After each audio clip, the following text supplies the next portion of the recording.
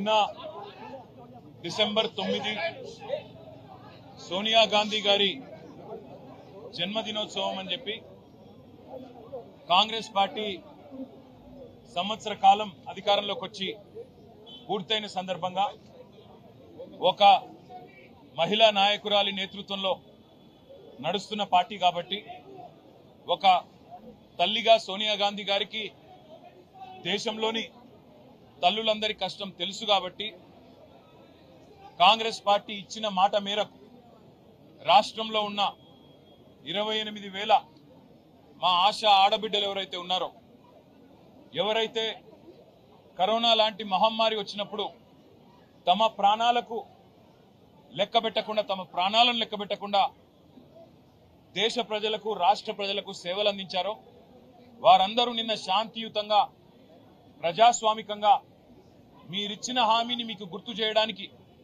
మీరు 6 నెలల లోపలనే పూర్తి చేస్తామన్నారు, 18,000 జీతం ఇస్తామన్నారు, ఉద్యోగ భద్రత కల్పిస్తామన్నారు.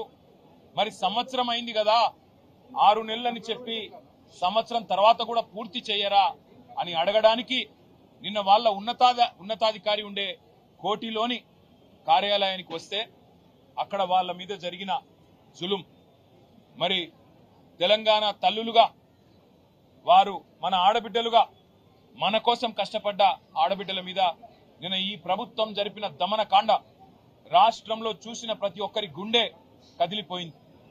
ఆడబిడ్డలని కొట్టడం అంటే మామూలు కొట్టడం కాదు, ఈడ్చుకెళ్లడం నడి రోడ్డు మీద.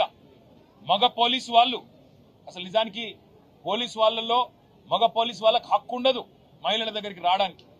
రావడమే కాకుండా ఇష్టం వచ్చినట్టు కొట్టడం, ఇష్టం వచ్చిన విధంగా భౌతికంగా దాడులు చేయడం, ఈడ్చి పారేయడం, వాళ్ళేదో వస్తువులు అన్నట్టుగా తీసి ఈడ్చి వ్యాన్లలో కుక్కడం ఇంకా దుర్మార్గం.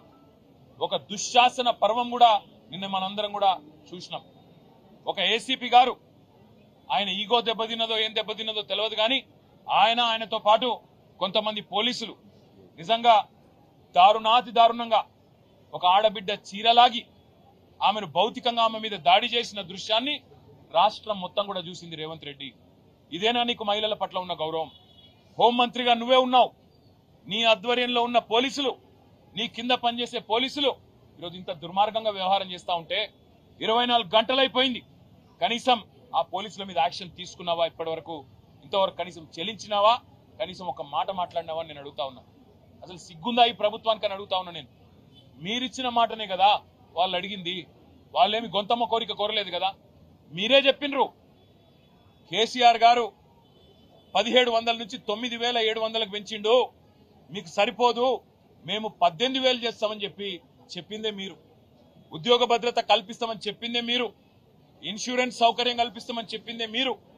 మీరిచ్చిన హామీని నిలబెట్టుకోమని చెప్పి మీ దగ్గరికి సంవత్సరం పూర్తయిన సందర్భంగా వాళ్ళు వస్తే నిన్న మీరు చేసిన దుశ్శాసన పర్వం తెలంగాణ ఆడబిడ్డలు మర్చిపోరు. ఆశాలు వారు తెలంగాణ వచ్చినాడు కేవలం 1,700 ఉండేది వారి గౌరవ వేతనం. కానీ కేసీఆర్ గారి నాయకత్వంలో 9.5 సంవత్సరాల్లో 3 సార్లు వాళ్ళ జీతాలు పెంచినాం. 1,700 నుంచి 9,700 దాకా తీసుకొని పోయినాం. సెల్ ఫోన్ అలవెన్స్ కూడా కలుపుకుంటే ఇంకో 250 రూపాయలు, మొత్తం 10,000 రూపాయల కాడికి కేసీఆర్ గారి ప్రభుత్వంలో తీసుకొని పోయినాం. మిమ్మల్ని అడిగిస్తున్నది ఏమి ఈరోజు? కేవలం ఇచ్చిన మాట నిలబెట్టుకోమని.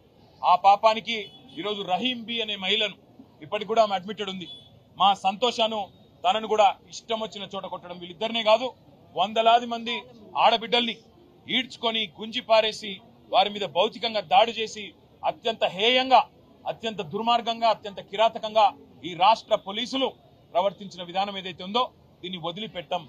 ఖచ్చితంగా నిన్న జరిగిన దమనకాండకు మొత్తం ఆధారాలు ఉన్నాయి, వీడియో ఆధారాలు, ఫోటోలు అన్ని ఉన్నాయి. ఇక్కడ ఉన్న మహిళా కమిషన్ పోతాం, ఇక్కడ ఉండే హ్యూమన్ రైట్స్ కమిషన్ కి పోతాం, అవసరమైతే జాతీయ మానవ హక్కుల కమిషన్ కి పోతాం, జాతీయ మహిళా కమిషన్ కాడికి కూడా పోతాం. ఇచ్చిన మాట నిలబెట్టుకోమని ప్రజాస్వామ్యంలో అడిగే హక్కు తప్పకుండా వాళ్ళకు ఉన్నది. వాళ్ళు అడిగిందేమి గొంతమ్మ కోరిక కానే కాదు. ఇప్పటికైనా ముఖ్యమంత్రి స్పందించాలే. 16వ తారీఖు అసెంబ్లీ ప్రారంభం కాబోతా ఉంది తిరిగి. ఈ లోపల స్పందించి వారికి న్యాయం చేయి, లేకపోతే అసెంబ్లీలో కూడా నిన్ను వదిలిపెట్టాం. అసెంబ్లీలో కూడా తప్పకుండా ఆడబిడ్డలకు ఇప్పుడే నేను మాట ఇచ్చిన, కేసీఆర్ గారు ఏ రకంగానైతే మాకు మొన్న దిశానిర్దేశం చేశారో ఆశా ఆడబిడ్డల కోసమే కాదు ఇతర చిరుద్యోగులకు కూడా అండగా నిలబడండి అని చెప్పారు.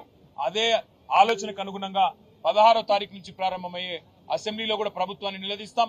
మరొక వైపు మానవ హక్కుల సంఘం, అదేవిధంగా మహిళా కమిషన్ కూడా తప్పకుండా కలుస్తాం. దెబ్బలు తిన్న ఆడపిల్లలకు మేము చెప్పొచ్చాం, ఒకవేళ మీకు గనక ఇక్కడ ప్రభుత్వ వైద్యం, సర్కారు వైద్యం మీకు సూట్ కాకపోతే, నచ్చకపోతే మీరు రండి, మా పార్టీ తరఫున మేమే తీసుకెళ్లి ప్రైవేట్ ఆసుపత్రిలో మంచి వైద్యాన్ని కూడా అందిస్తామని చెప్పి కూడా వారికి చెప్పినాం. ధైర్యం కూడా చెప్పాము, ధైర్యంగా ఉండండి, పోరాడండి, మీకు అండగా మేమంతా కూడా ఉన్నాం, మీతో భుజం భుజం కలిపి నడుస్తామని చెప్పాం. అసెంబ్లీలో కొట్లాడతాం, బయట కూడా కొట్లాడతాం. రాష్ట్రంలో ఉండే ప్రతి ఆశ ఆడబిడ్డకు మేము బీఆర్ఎస్ తరఫున మాటిస్తా ఉన్నాం. మీకు ఇచ్చిన హామీని, ప్రభుత్వం ఇచ్చిన హామీని నిలబెట్టుకునేదాకా మీ తరఫున శాసన మండలిలో మా మహమూద్ అలీ గారు, మా నవీన్ కుమార్ రెడ్డి గారు, అదేవిధంగా మహమూద్ అలీ సాబ్, అదేవిధంగా శాసనసభలో మేమందరం కూడా గొంతు విప్పుతాం, ఖచ్చితంగా ప్రభుత్వాన్ని నిలదీస్తాం. మీకు కూడా పూర్తి స్థాయిలో న్యాయం జరిగే వరకు మీతో ఉంటామని చెప్పి కూడా తెలియజేస్తూ, ప్రభుత్వం వెంటనే నిన్న అరాచకంగా వ్యవహారం చేసిన పోలీసులను తక్షణమే సర్వీస్ నుంచి డిస్మిస్ చేయాలి. సస్పెన్షన్ కాదు, సర్వీస్ నుంచి డిస్మిస్ చేయాలి.